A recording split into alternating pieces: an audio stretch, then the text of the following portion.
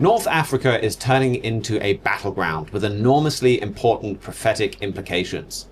Trumpet editor-in-chief Gerald Flurry wrote that over 10 years ago.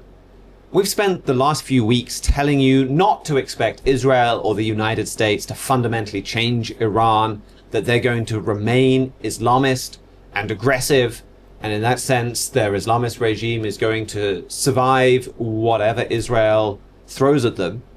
We've seen that happen. And another key prediction based on the Bible is that Iran will start moving into Africa.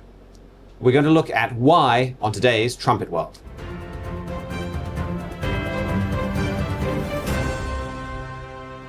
Here at The Trumpet, we analyze world news in the light of Bible prophecy. And one core prophecy for understanding Iran and the Middle East is Daniel 11 verse 40 and then onwards. And this tells us that Iran will fight Europe over control of Jerusalem. And it tells us about several key nations that will be allied with Iran in this fight.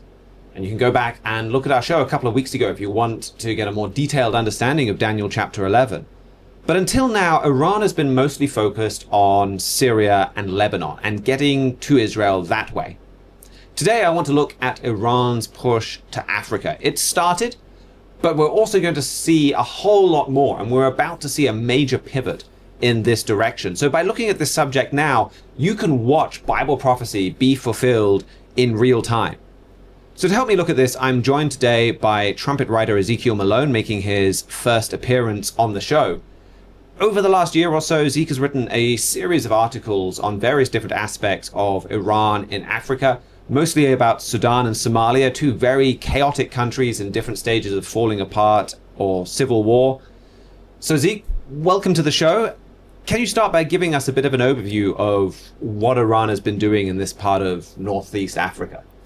First of all, thank you for having me. Mainly, what Iran is doing right now is it is funding, so both of these countries, Sudan and Somalia, are very chaotic. There's always wars going on, basically, and when Iran sees violence in a country, it sees opportunity to start funding a side that it favors more, helping it gain more power in that country, with hopes that eventually that side can take over the government. Iran can set up a sphere of influence or even control in that nation. And so that's something we see in both Sudan and Somalia. Sudan right now is in the midst of a civil war that started a few years back. So we've got Sudan and South Sudan, I guess. They've split already, and then they're continuing. Well, South Sudan isn't really involved in this current war. There are times when it comes up into the news, but that's not really important for the purposes right now. So yeah, Iran often works to take advantage of chaos in countries that it sees potential for power in. And so in Sudan, we see this. Since 2023, Sudan has been in a civil war between the Rapid Support Forces, or the RSF, and the Sudanese Armed Forces, or the SAF. And for a long time, the RSF was pummeling the SAF. The SAF couldn't find a victory for months, it seemed. And then Iran came in, restored relations with the Sudanese armed forces, and after a while, the SAF started winning, and they haven't really started losing ever since. So Iran is really working to ensnare Sudan in its power by funding the SAF, and also there are reports that it's funding radical Islamist groups similar to Hamas or something in Sudan called the Kizan. So it's working in those ways. And then in Somalia, the same thing is happening. Somalia has been at war with a terrorist group called Al-Shabaab since 2006. And Al-Shabaab, it's affiliated with Al-Qaeda and stuff like that, but more significantly, it's affiliated with the Houthis in Yemen. And the Houthis have been training Al-Shabaab soldiers, giving weapons to Al-Shabaab, doing all of this. And this year, Al-Shabaab began an incredibly successful offensive against the Somali government. And so through the Houthis, it seems Iran is able to take advantage of this situation. So this does seem to replicate the pattern that we've seen elsewhere from Iran. I mean, Syria, obviously very divided. They worked with one faction. That faction has now lost out, but they were able to use that. Lebanon, even more so. divided. They gain power by backing the Shiite faction. So maybe we start by looking at Sudan. Like what's the root of the disagreement there? Is it simply rival generals and rival kind of teams, but nothing more ideological than that? And one side kind of became desperate enough to go to Iran? Or are we looking at something more like Lebanon, where there's kind of an ideological affinity with Iran with one of the sides? I would say with Sudan, it's more just rival generals going at it, though there is more of an ideological affinity between the SAF and Iran than there would be between the RSF and Iran. It definitely, I mean, the SAF is much more willing to, they don't openly ally with the Islamist groups in Sudan, but they are more ideologically radical than the RSF would be.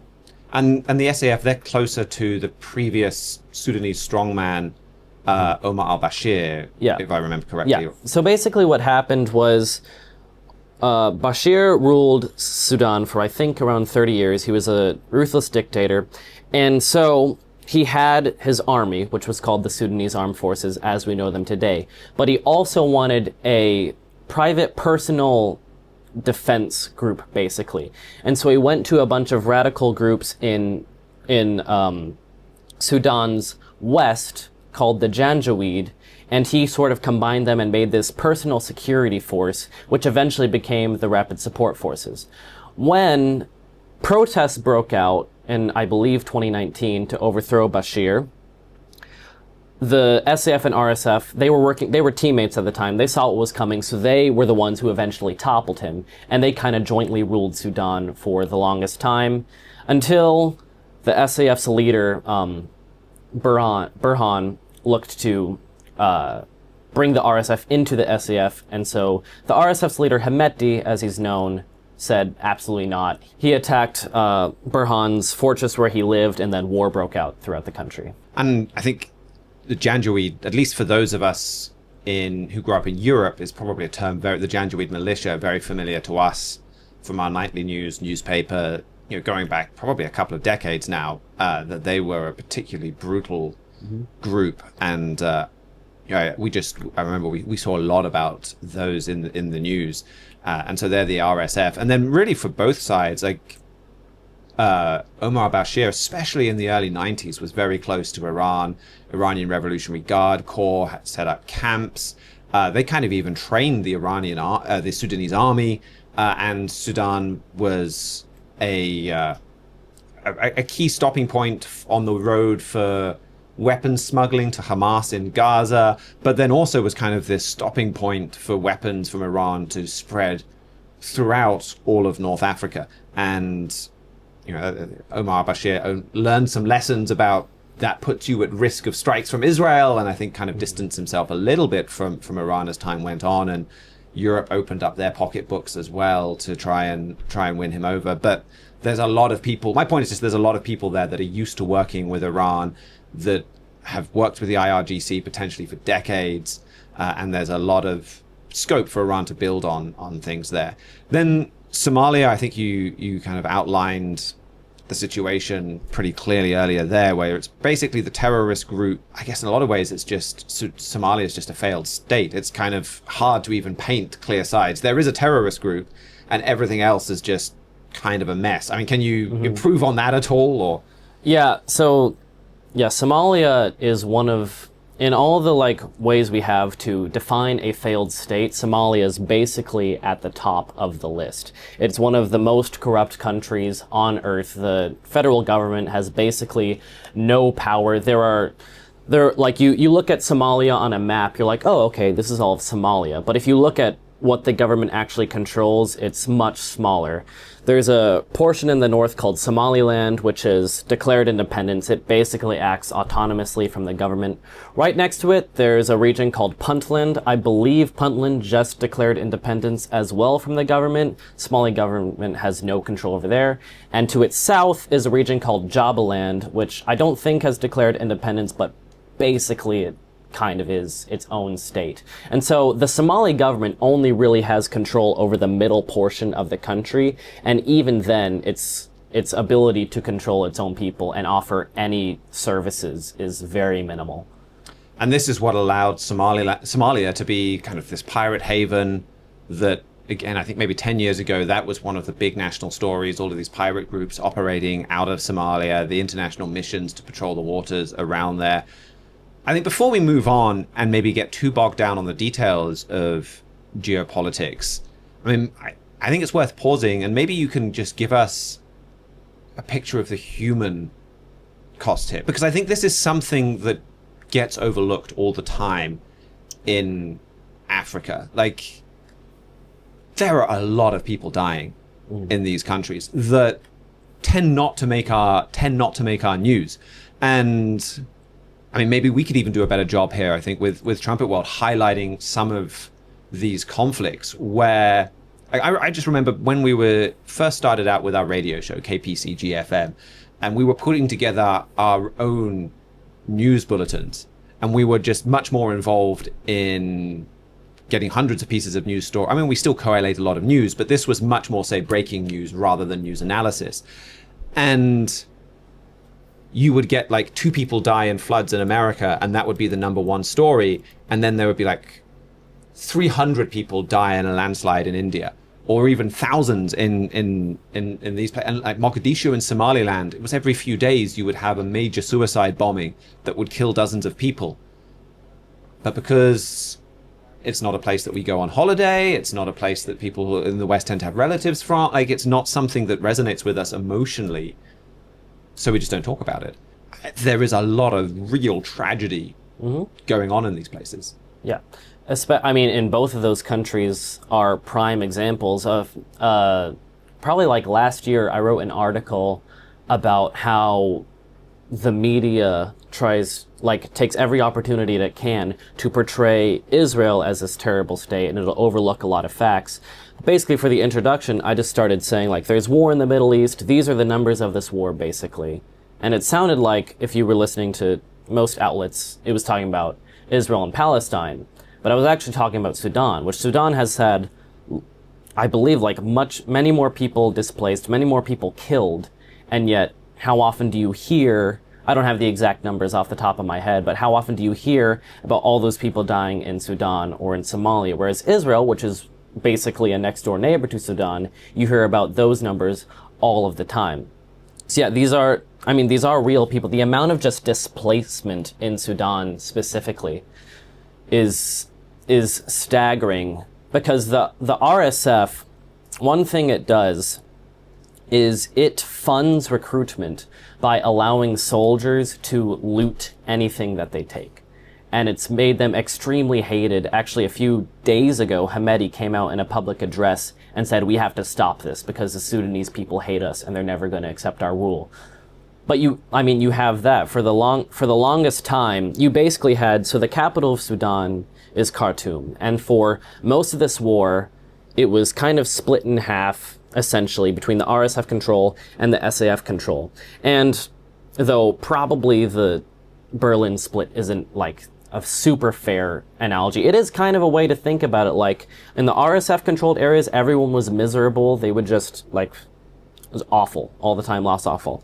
The SAF side wasn't much better, but it was still preferable to the people. So when the SAF, like, liberated the entire city, there were, like, shouts for joy throughout, not just the city, but everywhere, just like these people are no longer suffering.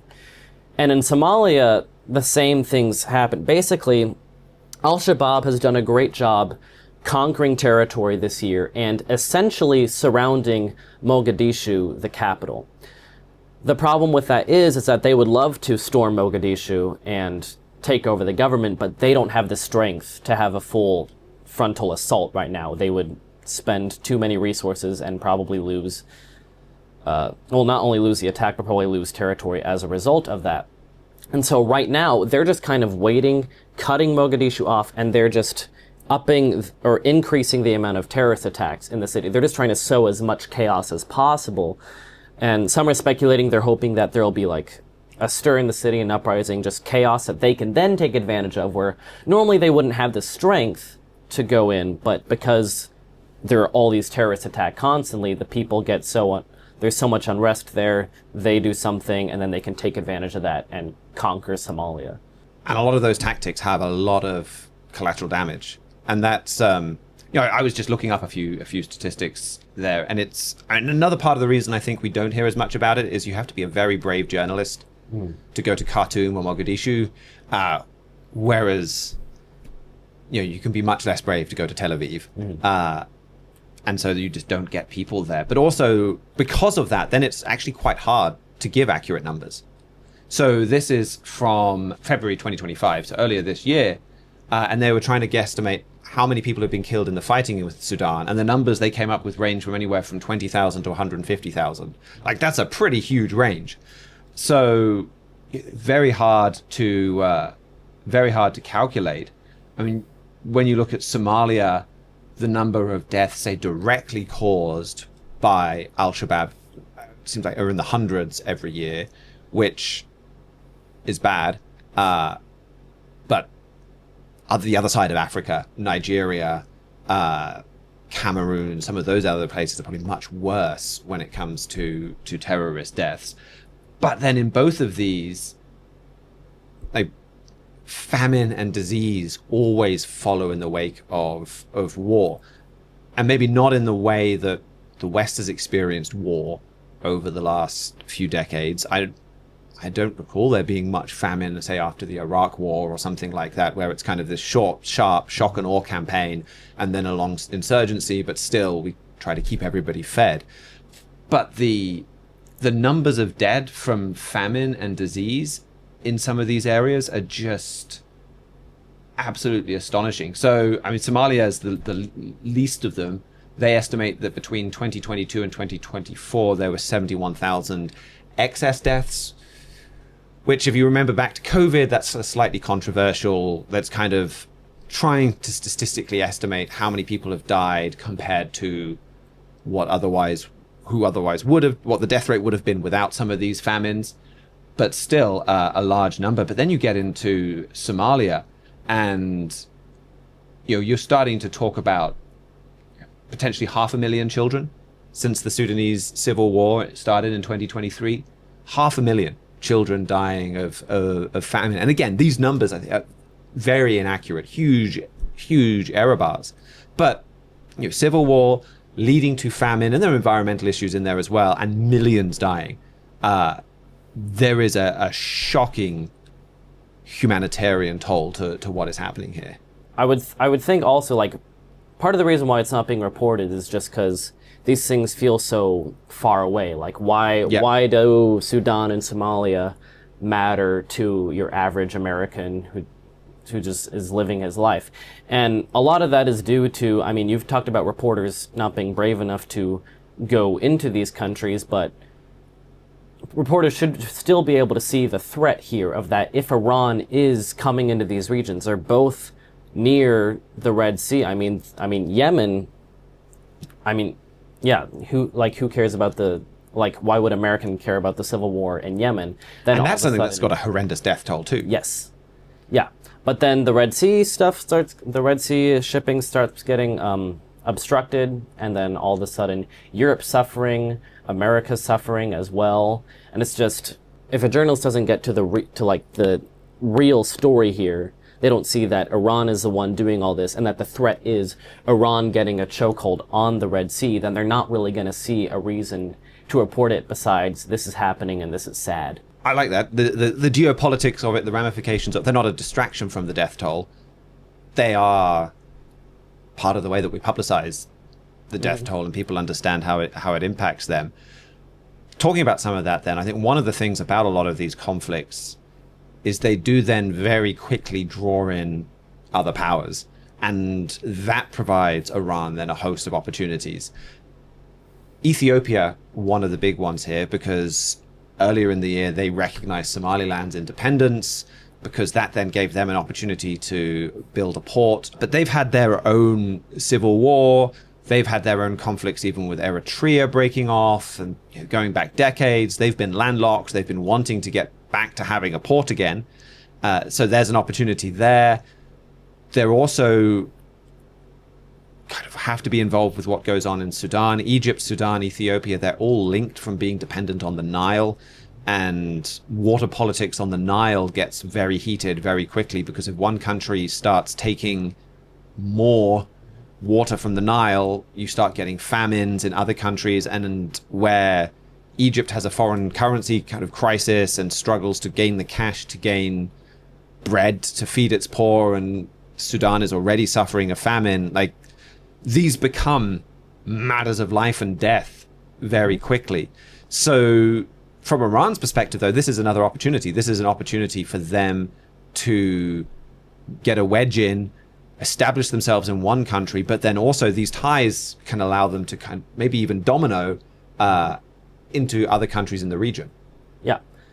Yeah, if Iran can get control of the Nile, it basically has control of Egypt at that point. There's not much Egypt can do. I mean, Egypt's at the point where Ethiopia has been creating this dam that's been blocking the Nile from reaching Egypt, and it's been hurting Egypt. Thankfully, Egypt hasn't had too terrible of a drought since they started filling up the reservoir, but it has hurt them. And I mean, Egypt has a pretty significant air force, and I mean, even I think President Trump said in his first term, like, Egypt's going to have to blow up that dam eventually.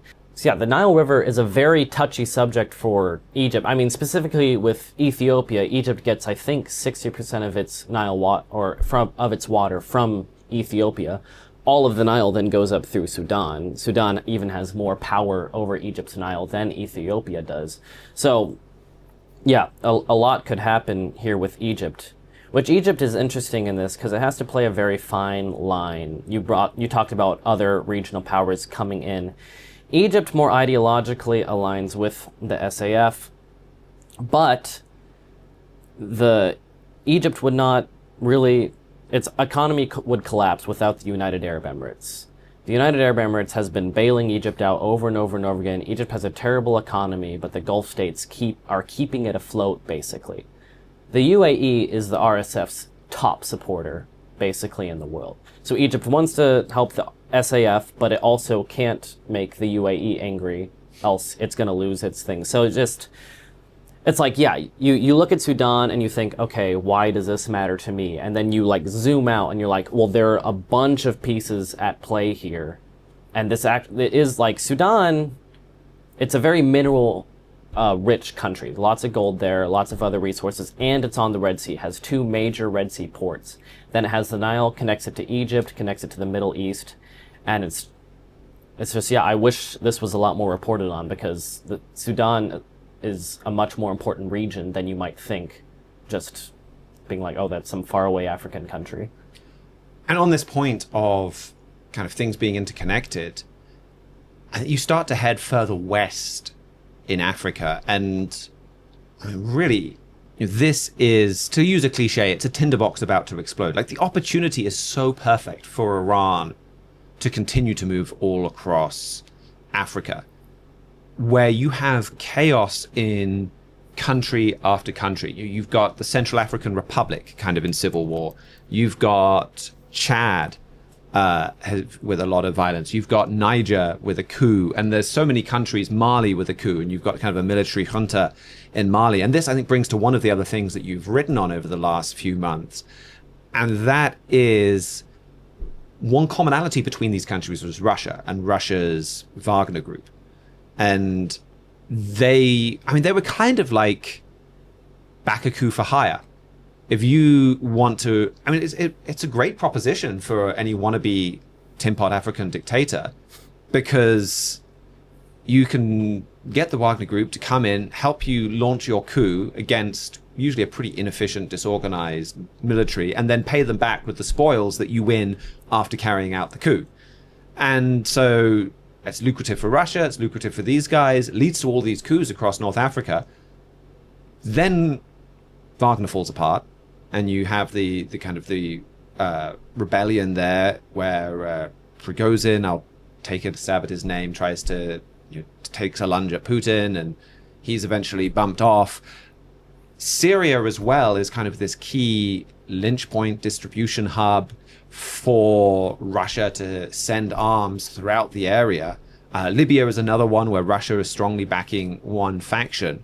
And then as the war in Ukraine kind of consumes more and more of Russia's attention, it's like they've caused all of this chaos. They're not completely gone from the scene, but they don't have the influence there that they did. And so you've got more open doors now for Iran to continue to expand across Africa. Especially because Russia's in control of that empire, basically ranging from Mali to Sudan. The fact that, so basically, yeah, Syria was very important for Russia's African empire. Basically, when Bashar al-Assad was in power and was helping out Russia, Russia could land planes there as a little stopping point before flying to Africa, so they didn't have to use as much fuel. Syria was Moscow's launch pad into Africa. Now Syria is gone. And so Russia can still make it to Africa through Libya, but it has to fly through Turkish airspace, basically, to make it efficiently. And they're on opposite sides. Exactly. So if Turkey basically says, no, you're done, Russia can't do much. And I mean, we've seen this. I don't know if this is like exactly connected, but the Wagner Group just moved out of Mali. Now there was a lot of, like, the Wagner Group was losing incredibly, and Russia decided to cut its losses and leave. And the Africa Corps, which is another Russia-backed group, is still in Mali. But I would expect that over time, because of Syria's loss, you're going to see Russia's grip loosening on Africa, which is more significant because Russia and Iran are friends. Because Iran, especially if it starts setting up spheres of influence in Somalia and Sudan, can reach those countries. So I don't know if this will happen. I could see a possibility where Russia needs to focus on Ukraine, needs to focus on Europe, and it can't really, like, trying to keep its African empire is hurting more than it's gaining.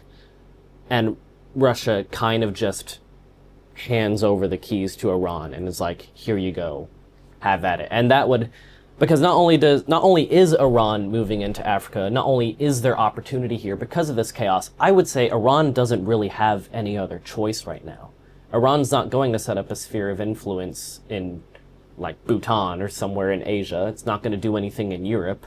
The Middle East is a closed door for it right now. Africa really seems to be its only option of survival right now. And with this recent Israeli attack, Iran now knows more than ever, like, we need friends fast.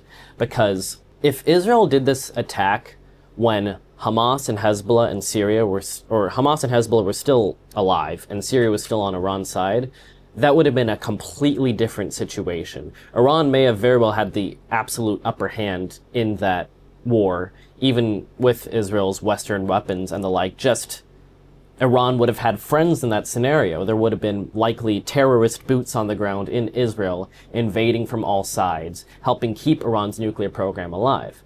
Then Iran loses Hamas essentially, loses Hezbollah essentially, and loses Syria.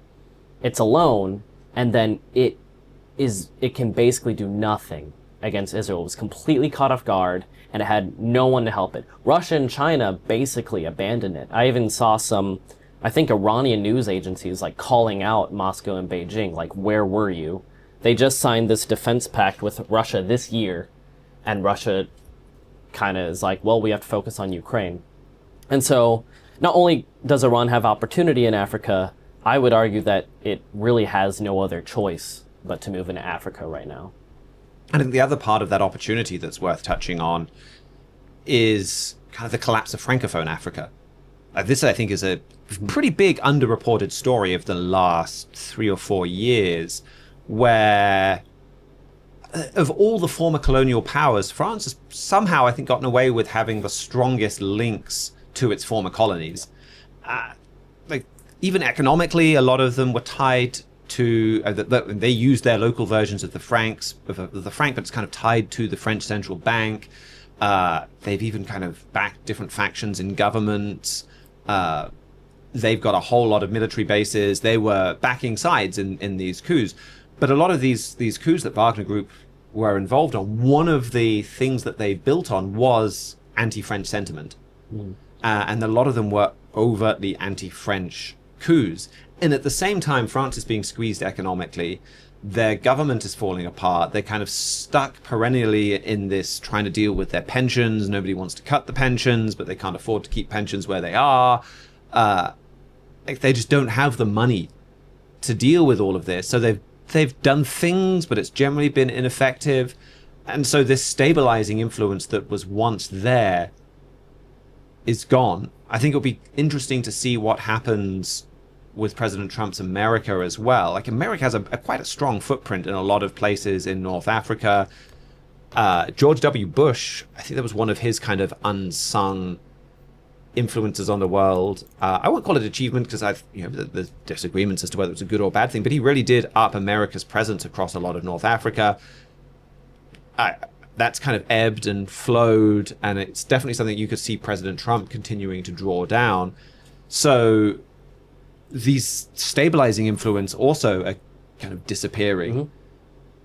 It really is quite a fertile region. Yeah, I mean, France recently was essentially kicked out of Chad and Senegal. I think both of those countries were saying we don't really want another country coming in and setting up their sphere of influence here.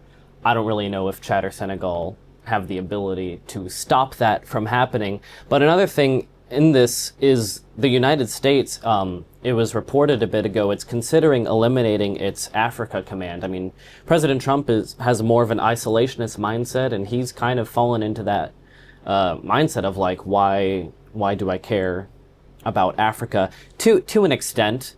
And that's in Somalia especially, this is a big thing, because basically, al-Shabaab was very powerful for a long time, and then in 2022, the Somali government was actually able to beat it back. But they were only able to do this because this alliance got together of African Union nations, Turkey, the United States, and a few other countries, and they beat al-Shabaab back. The United States still conducts airstrikes on Somalia from time to time now, but basically, the United Nations has to keep renewing its force it has in Somalia to kind of keep al-Shabaab down every few years, and this most recent time, the United States didn't support it. There are concerns not only over financial issues, but also over humanitarian atrocities like committed by peacekeeping groups in the country, and people don't really want to be associated with that. And so, if this like the U.S. not supporting it now wasn't the end of the peacekeeping mission to Somalia, but if this continues, analysts are saying it might get rid of this force to a great enough extent to where al-Shabaab can take over Somalia, or at least have a lot more power. And then I think the other place that's just worth, for completeness, touching on, that is a tinderbox that may be too far from Iran for them to take too much advantage of, is the Congo. Democratic Republic of Congo, Rwanda, Uganda. Like, you're starting to get outside of the Islamic world.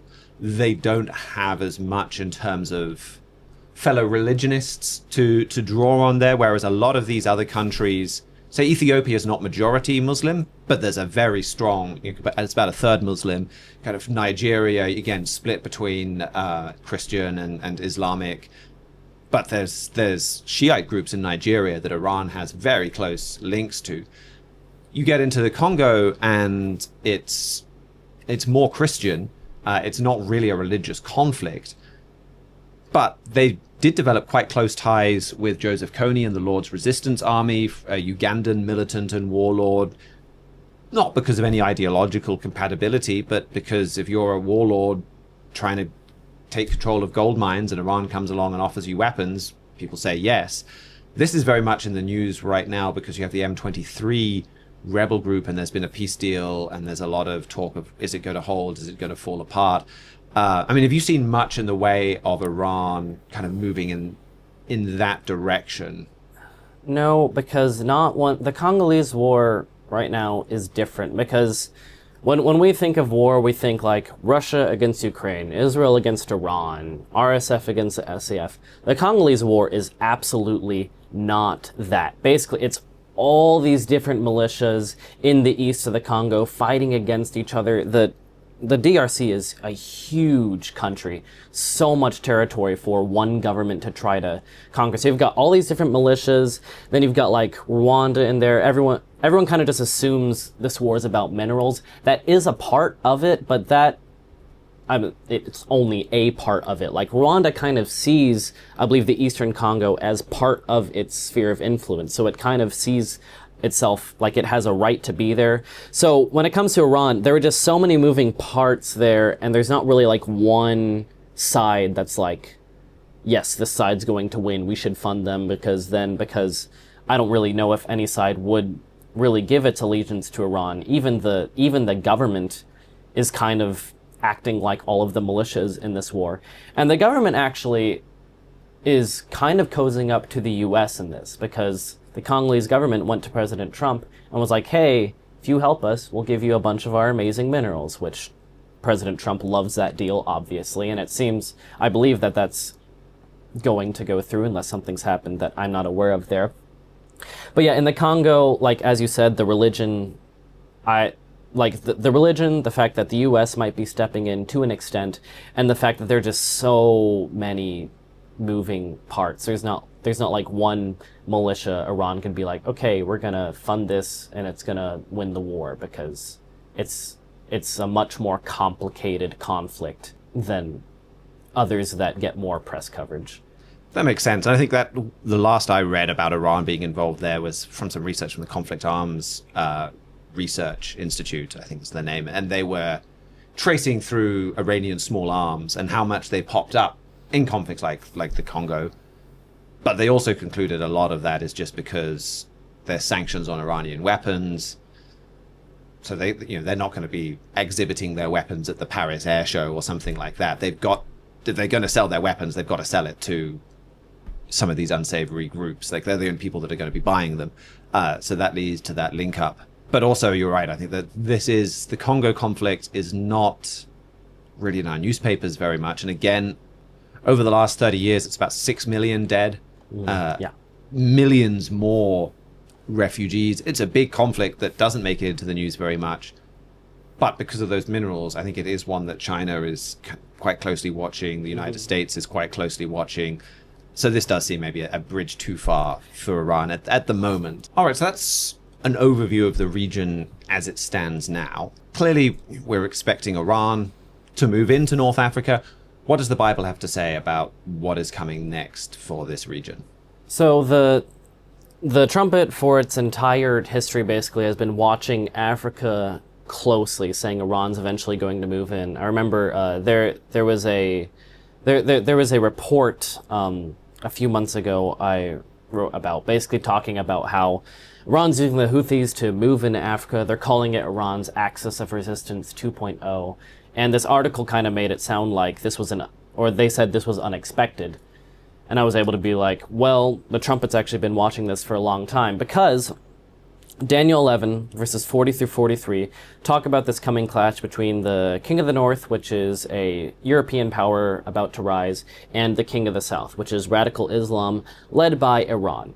And in verses 42 and 43, I believe, it mentions Egypt, Libya, and Ethiopia as being destroyed along with the King of the South. So, from this, we're able to know that Egypt, Libya, and Ethiopia are not only going to be on Iran's side, we can also use this to speculate that countries like Eritrea, Djibouti, and maybe even Somalia will also join with the King of the South. And we don't know where Sudan's going to line up, but it would theoretically make sense, though we don't know, that if both countries on either side of the Nile were King of the South, Sudan would be as well. It's also interesting to think of Sudan this way because Trump Editor-in-Chief Gerald Fleury has mentioned that in that passage, Egypt is mentioned twice, while Libya and Ethiopia are only mentioned once, showing that Egypt is going to be the power to bring Libya and Ethiopia to Iran's side. And so, if Egypt's going to bring Ethiopia to Iran's side, it would be physically hard to see how Sudan wouldn't get enthralled in that. Though there is a possibility, maybe the RSF's more aligned with Europe, maybe it comes through, pulls out a victory, has secure power there, aligns with Europe against Iran. Maybe the Sudanese people revolt against both parties and invite Europe in to set up their own government, and Europe takes advantage of that. And there's precedent for that. Europe paid Omar Bashir billions, or at least millions, to set up a concentration camp basically for migrants in Africa traveling north. And here was somebody who was literally a convicted war criminal at The Hague, and they were quite happy to give him money and stabilize his regime if it meant not having not having migrants come to them, which, as I never tired of pointing out at the time, it was the same European leaders during President Trump's first term that sneered at Donald Trump and called him an evil person for building a wall with Mexico while they were literally paying a wanted war criminal to put migrants in concentration camps. But the point is, they've done those kind of deals before. And Europe doesn't want Iran to get this stranglehold on the Red Sea. Like, Europe is watching this closely. My first big article on Sudan that came out over a year ago, I found this report called "The EU's Pact with the Devil," and it was by these two investigative journalists actually sort of found out that the European Union was in a way silently supporting the RSF because the RSF, it's used them to stop immigrants from going to Libya and then to Europe. They prefer the RSF, it's less radical, they have more of an affinity to it. And so, like, prophetically, in an article entitled "Watch Algeria," Mr. Gerald Fleury talked about how there's going to be Iran and Europe are going to clash over Africa, basically. And I was able to use that investigative journalist piece to show that, like, it might not be an open battle between Europe and Iran and Sudan right now, but it seems there are money trails from both sides coming in. So to say that Sudan will eventually align with Europe and not with Iran isn't an insane assumption necessarily. We just don't know right now.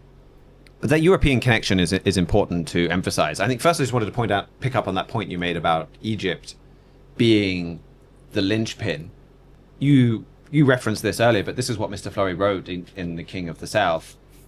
He says, one more detail from this prophecy that's worth noticing. The emphasis in Daniel 11, 42 and 43 is on Egypt. Then we have Libya and Ethiopia. This shows that Egypt is the big conquest. It is the real power behind Libya and Ethiopia, which suggests that it is going to have a heavy hand in swinging those two nations into the Iranian camp. We need to understand the enormous impact that Egypt working with Iran will have in the Middle East and even globally. This Iran-Egypt axis will change the game in the Middle East, particularly in Libya and Ethiopia. This means we can expect Egypt, with Iran's help, to lead Libya and Ethiopia into the Iranian camp. And he quotes Barnes' notes as well that analyzes the text here and says a conquest of Egypt was almost in itself a conquest of Libya and the Ethiopians. And Mr. Fleury says that's exactly right. The real powerhouse here is Egypt. And you look at these countries, and that absolutely makes sense. I mean, you kind of go back to the point that we made at the beginning that Iran tends to work with a lot of these fractured states. And that Sudan is a fractured state, Somalia, Ethiopia. Like, these are all countries where you've got different religions, sometimes different tribes. Libya's like this as well, kind of forced to live in one country by the way the borders are drawn on the modern maps. But they don't have a history of hundreds of years of commonality in the same way the French or the Italians have that. There is no kind of uniting love of one nation. There is no sense that, okay, you and me, we may disagree on some big things, but fundamentally we're both Libyan or Sudanese, and that is more important than what divides us. Like, that's just not there. Their nations are artificial constructs that they don't really feel any sense of loyalty to. That makes them really weak.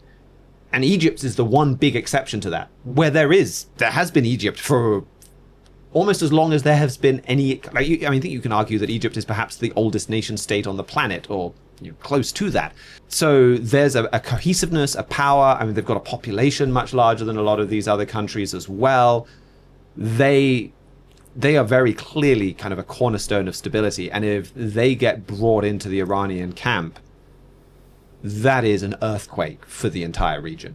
And Egypt has been very interesting since the 12-Day War began. It's looking at this, like, when Iran first started getting pummeled, it became harder to see how Egypt would end up on Iran's side, because Iran has to be in the position where Egypt wants to be on Iran's side, theoretically. And it just seemed like Iran looks so weak right now. It's going to take a while for it to rebuild, for Egypt to want to be on its side. Egypt has been cozying up to Iran more since that war started, which is incredibly interesting because looking at the scenario physically, that doesn't seem like a very good move, and we don't really know how things are going to work out. But it is significant that even like Sisi, who isn't a radical Islamist, he's not from the Muslim Brotherhood, he's willing to cozy up to Iran even as it's weak, alone, and being pummeled by Israel. Yeah, we did a whole show about a year ago, maybe a little less than that. Hyde and I talked about Egypt, and so if you want to see more, that was one of our most popular shows of 2024. You could go back and find that. I mean, there's a lot of links and just interesting overlaps between Egypt and Iran. Hassan al-Banna is one of the kind of the founding figures of modern political Islam and even modern Islamic terror. He's the founder of the Muslim Brotherhood. He was an Egyptian school teacher. What he started had a lot of influence on political Islam in Iran, even though they're one Sunni and the other Shiite. Then when political Islam took over Iran, Egypt offered to host the Shah of Iran. You then had later, almost certainly with Iranian backing, the Muslim Brotherhood assassinate the Egyptian president, Anwar Sadat, and Iran really celebrated that. So, I mean, there's influences, there's bad blood. It's remarkable to see that bad blood being overcome now, but there's a lot of ties between the two. Mm-hmm. And I think part of it, Egypt has been pretty disloyal to whoever it's affiliated with. It was with the Soviet Union for a while, then the Soviet Union started falling, it moved over to America. It's there today, but perhaps with President Trump's isolationist mindset, they're starting to see, okay, the US is moving out, we need to find someone else. And an important factor concerning Egypt is that Egypt feels very vulnerable, because Egypt has a huge population, but pretty much less than 3% of its land is inhabitable. So everyone is just grouped together in the Nile region, especially the Nile Delta. And the Nile Delta is very vulnerable to attack if you don't have a strong navy. Egypt does not have a strong navy, but one thing that the Ukraine war and similar things is proving is that if you have a good drone program, you can put up at least somewhat of a fight against a navy. And Iran is known for exporting drones everywhere. They're actually moving their program into Africa as much as they can. So that's something that would make sense from an Egyptian perspective. Is like, okay, America's leaving. We don't have the protection we might once have. The Gulf states are kind of, it seems, getting annoyed at just bailing out Egypt as it spends all this money on these stupid things, stupid projects. A new capital city when you're struggling to feed your own people. Yeah. And it says Egypt needs a friend, especially because Turkey's navy is very scary to Egypt. Mm-hmm. And they know they're vulnerable. The Nile Delta is very vulnerable, and they need, if not a strong navy, they need some sort of alternative to help defend that northern flank. And then from Iran's perspective, we've got to remember their focus on Jerusalem, and they're the overseas branch of that's in charge of exporting the Iranian Revolution is the Al-Quds Force, the Jerusalem Force. They're really focused on conquering Jerusalem, and that is as a tool as well to unite the Arab world behind them. Well, they were working with Hezbollah in Lebanon, and that did put them pretty close to Jerusalem on Israel's northern border, and Hamas in Gaza gave them an opportunity, an opening to strike there. They've lost that. Or they've been severely set back. They're going to be looking for more opportunities in the area. They'll be looking at Jordan, they'll be looking at Fatah, and they'll be looking at the West Bank, but they will also be looking at Egypt. And for Israel, everything that they've done over the last couple of years since October 7th has been founded on this kind of assumption that they live in the world where their southern border is secure and they don't need to worry about the Sinai. Unlike the 70s and the 60s, and where their army could potentially be split in multiple directions. Now, if they're going to go and deal with Hezbollah, they can do that, and they don't need to leave half their forces in the south to protect against Egypt. One of the fundamental assumptions of Israeli security will go out the window if Iran can can swing Egypt behind it. So it's a very tempting prize for Iran as well. And I would say Iran could get in there somewhat easily. I mean, you mentioned the new capital city that they're building, and a lot of people are speculating that essentially Cairo is a pretty easy city to revolt in because everything's kind of connected on one street. So if a bunch of people block that street, it's harder for the government to function, and so it's easier for governments to fall. I mean, it happened twice in the span of a few years, back with the Arab Spring and then whenever Sisi took over. And that's why they say they're building this new capital city. Sisi's government says it so, we have overpopulation, we need more places for people to live. But it seems like he's just building kind of a military fortress for himself to protect himself, because he knows that with all these factors going around, especially Ethiopia cutting off a lot of its water through the dam it's building, that unemployment is going up, inflation's going up, overpopulation is coming up from the war in Sudan, just bringing migrants up. The ability to have food is just going down. Not only do you have more people, but Egypt has to buy all of its wheat essentially, and the top two wheat exporters are Russia and Ukraine. And so they're in a war, they can't do much, and so Egypt is really suffering because of that war. Egypt has, I think a year ago or so, I wrote an article basically Egypt is kind of an epicenter of prophecy with everything going on in the Middle East. Everything's kind of surrounding it and is just building tensions on Egypt to where it's almost ready to snap. Whether that is Sisi turning to Iran for help, or the people rising up, ousting Sisi, and setting up a more radical Islamist government, we'll have to see. But, I mean, Bible prophecy says Egypt's going to snap, and it's not too difficult to see how that might happen. So the next thing that is worth talking about from Bible prophecy is this point about Europe getting involved, which obviously you mentioned. Daniel 11 talks about the king of the south pushing at the king of the north, king of the south being radical Islam led by Iran, and the king of the north being this European power that's talked about as the beast power elsewhere in the Bible. It's also a religious power. It's also a power very focused on Jerusalem. And again, we had a show a couple of weeks ago where we took you through in a lot more detail and at a lot slower pace some of those prophecies. And that's why Mr. Fleury has said, they're going to clash in this area. Watch for that. And this is something that when Iran starts moving in and getting even more control over this area, it is going to impact Europe fast. And it's not an accident of geography that a lot of North Africa, including Egypt, was part of the Roman Empire, because it's just the Mediterranean connects things. The Mediterranean it means our sea, the Mare Nostrum. It's Europe's sea. They own it. They are used to sailing and trading over it with complete impunity. I've been surprised that the Houthis have been kind of allowed to take pot shots at shipping for as long as they have going through the Red Sea, but at least there's another way around. And if you start having a similar group to the Houthis taking pot shots on the Mediterranean Sea, and the results, it will have a many orders of magnitude bigger, faster effect. I mean, you'd also be hitting yachts of the super rich, as well as trading goods and even people ferries, things like that. But then also you have civil wars, and if you lack a combination of civil wars and then a lack of regimes that are aligned with Europe that are willing to lock migrants in concentration camps. And Europe has a lot of deals with all the different factions in, say, the Libyan civil war to try and arrest people before they get to the coast. They had it in with Sudan. They have it with a lot of these countries. They have it with Algeria and Tunisia.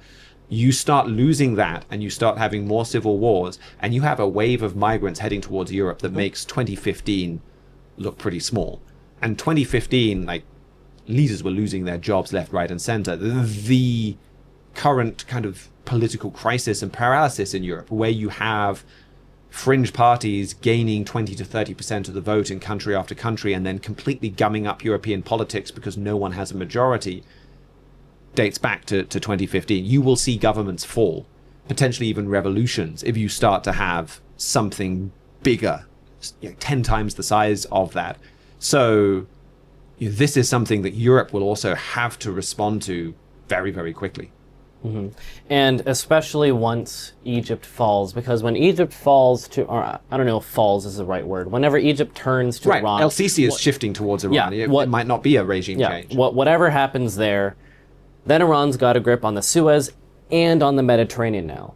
And what happens then, as Bible prophecy says, Egypt will be the linchpin that brings Ethiopia, but more significantly, Libya. You know, we say Egypt will bring Libya to Iran's side, and that might be kind of confusing because the recognized government of Libya kind of already is on Iran's side, while Egypt isn't. So it's easy to think, well, how does that work? Most of Libya is controlled by an opposition regime not controlled by Iran. It's about half the population still, but it's like vast swaths, like most of Libya isn't under Iran's control. And so there's peace there between the two sides, but they still don't like each other. They still kind of have to focus on each other. And, you know, if Egypt sort of turns to Iran, and that's kind of how Egypt becomes that linchpin for Libya, is it sort of blots out Khalifa Haftar's government in eastern Libya. All of Libya is now this pro-Iran country. Then all of a sudden, Libya's threat to the Mediterranean and Europe is a lot greater because it doesn't have to, Libya's not in this constant struggle. One side's gone, Libya can then focus on something else. And the other side of this as well is energy, that we haven't even talked about at all yet, where you've got, you know, in the scenario you're talking about, you close the Suez, well, now you have trouble getting oil from the Middle East. I mean, that's still an issue even with the Houthis, but that steps that up. The Ukraine war means that Europe is buying less and less from Russia, and the Nord Stream pipelines aren't there. Europe gets a lot of resources, a lot of natural gas and a lot of oil from pipelines that come through Libya, through Algeria. There's plans for more. There's plans for a trans-Saharan pipeline that would take oil from or gas or hydrocarbons in some form from Nigeria's fields all the way across the Sahara Desert. Europe would love that, but it's not viable until they've gotten control of the terrorism in that area, because explosive pipelines are very easy to blow up. So there's a lot of reasons for Europe to get involved as this area falls apart. And Algeria and even maybe Morocco are interesting. I mean, I don't know if we've written on this too much, but there's been speculation that perhaps Algeria could even fall into the Iranian camp. Morocco's also very Muslim. It's Sunni Muslim, so it might not want to go that way. But should Iran get control of Algeria, theoretically, terrorists from Algeria can start shooting at ships going through Gibraltar, which would then, like, if the Suez is closed and Gibraltar is now being hurt by damage, I mean, Europe is in a terrible position at that point. Not only because Europe gets so much of its oil from Algeria and nations like that, but the two choke points into southern Italy essentially are obstructed. That's a great point. I mean, that's a really interesting point I hadn't thought about as much, threatening Gibraltar, but even just the scale of traffic coming through the Straits of Gibraltar is considerably bigger than coming through the Suez Canal. I mean, this is kind of on the top of my mind right now because for the next Trumpet print, I just wrote an article talking about Britain giving away the Strait of Gibraltar. But for the Panama Canal, on average, you have one ship going through the Panama Canal every 40 minutes. Suez Canal, one ship every 20 minutes. Strait of Gibraltar, it's a ship every 4 minutes. It's a very busy sea lane, and you can do a lot of... You're looking at least 5 times the damage if you're just counting quantity of ships to the Suez Canal, and presumably it's a similar number coming through the Bab el-Mandeb that the Houthis are taking shots at the moment. So again, another massive reason for Europe to be drawn in. Yeah, and it does seem like, I mean, there's been lots of speculation over what this, like the Daniel 11, 40 through 43 talks about the king of the south pushing at the king of the north, which we've said could revolve around Jerusalem, a push for Jerusalem, which Europe wouldn't accept, or something with oil as well. And it would seem like something like that would be more likely because we say the king of the south will push, but Germany and the king of the north will start World War III. it might make more sense in that context to say Iran cuts off oil from Europe, and Europe is like, we have to act, and goes and destroys the King of the South, than to say the King of the South starts bombing Europe and sending in troops and all that jazz, and then Europe has to respond. Because at that point, Iran's starting World War III in some ways, unless you don't consider the King of the South, King of the North clash as part of World War III yet. This is honestly why I love watching Africa so much, because a lot of it we just don't know. Like, a lot of prophecies, we know the end result, we don't know how this is going to play out. Africa, there's just a lot more nuance there, and it's incredibly fun to watch just because there's a lot we just don't know. So there's a lot that we don't know, but we have left you with quite a lot of specific things to watch. You can watch for Egypt. You keep watching that. Keep watching now that Iran has had this major setback in the 12-day war. Watch for them to make that pivot into Africa. Expect to see more headlines. Expect to see potentially more chaos in Africa, and then expect to see Europe get involved here. And you may well see kind of almost a chess game between Europe and Iran as the two of them. And I think you see this mutedly and behind the scenes already to a certain extent as they kind of compete for interest or as they compete for influence, before you see the kind of dramatic push and Europe's dramatic strike back. And watch for Europe to be preparing already for that strike back. I mean, that's something else that Mr. Flurry's drawn attention to from Daniel 11. And he's pointed out in verse 40, talks about Europe coming against Iran like a whirlwind. And that whirlwind term absolutely has connotations of ferocity, and it's a brutal attack, but also it's a surround attack. They surround the King of the South. They surround Iran and their allies. And that means setting up bases and alliances across North Africa. And you see that being fulfilled already. You see Europe trying to make relationships with various different governments and have arms sales and things like that. And they don't have this prophecy to guide them. So, they're working quite hard, for example, to have arms sales with Egypt and work with them. But anyone that they think that could be on their side against Iran, they're trying to build a relationship with. But I think what I want to leave you with is this is a fantastic opportunity to watch Bible prophecy in action. And we did talk about, say, the death toll and the tragedy in a lot of Africa. And maybe another reason that doesn't get reported is it just feels kind of bleak and hopeless, and okay, we're less connected, so it doesn't affect us much, but it also feels like, well, I can't do anything. I can be sad, but how does that help? And so we just kind of desensitize it and ignore it. But this prophecy shows the solution to that. This is not God's world. Satan is the god of this world.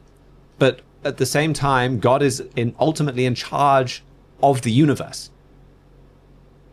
Satan and his evil spirits that the Bible and that Jesus Christ talked about a lot, they're only allowed to operate in a way that God allows them to. And he has ultimate control. And he is allowing them to operate, and he's allowing evil only in as far as it goes along with his plan. And he has a plan. He has made prophecies. He's bringing them about. He's more powerful than Satan and the evil. And he is bringing all of this about to bring about a world where mankind learns and turns away, repents of living the way of life that causes evil and suffering, and turns to God and embraces God's law and embraces the way of life that causes good and joy and happiness. And this is, if we go to earlier in the book of Daniel, this passage that we kind of quote a lot in Daniel 4 and verse 17, God humbled the Babylonian king Nebuchadnezzar, and he said, why? Well, that the living may know that the Most High rules in the kingdom of men. Man needs to learn that God rules in the kingdom of men, and that we can only have peace and harmony if we submit to God. And it's leading to a whole world. God rules now despite mankind's rebellion. And he's going to bring all of these events to pass so that it leads to a world that submits to God's law and government. And that's going to lead to the Sahara Desert blossoming like the rose, and to abundant harvests in Sudan, and peace in Somalia, and in these countries that have been at war and fighting each other for decades. And so understanding prophecy and watching what happens next, watching God ruling in the kingdom of men in the weeks and months ahead, and seeing it happen exactly the way Daniel 11 played out, with absolutely, I'm sure, some twists, some things that we don't expect, a lot of the question marks that we have being filled in. But watching it happen all the way that God said, we're seeing God's power, and we're seeing demonstrated that God is intervening in world events, and he's going to bring about a wonderful world, ultimately for Iran, once they're corrected and submitting to him, to Europe, to Egypt. Isaiah singles out both Egypt and Germany in Bible prophecy as nations that submit to God and receive incredible blessings for doing so, and then that work in harmony with the descendants of Israel. So this is rapidly leading to a wonderful, wonderful world, and it's really a great opportunity to build your faith in watching these areas that don't get talked about as much and don't get viewed by the mainstream media as all that important. Well, there are opportunities for you to watch the Bible come alive, to build your faith in the Bible, to build your hope in what God says, to realize the power of these words and that they still hold authority over you, over world events, over your life, and really help you value these words and then dig into them to know how to bring your life in harmony with God's plan for you, and to have all of that joy and blessings that God wants to give you. So I think there's a wonderful vision behind watching these events. So thank you so much for joining us. I've really enjoyed this discussion. I think it's been a fascinating look at an area we probably need to keep coming back on, especially now that Iran has kind of had this 12-day war transformation. Mm-hmm. Yeah, thank you for having me. And we will be back on Friday for our regular Week in Review show. Thank you very much to George Haddad and Victor Granados for engineering and production. If you have any questions, comments on the show, you can get in touch with us, trumpetworld@thetrumpet.com. If you want to order any of the material that we've mentioned on this show. And once again, The King of the South is a fantastic resource for you seeing God's power in world events. And you can get that on our website, thetrumpet.com, and we'll have a link in the show notes below. So we will be back on Friday. Until then, keep watching your world.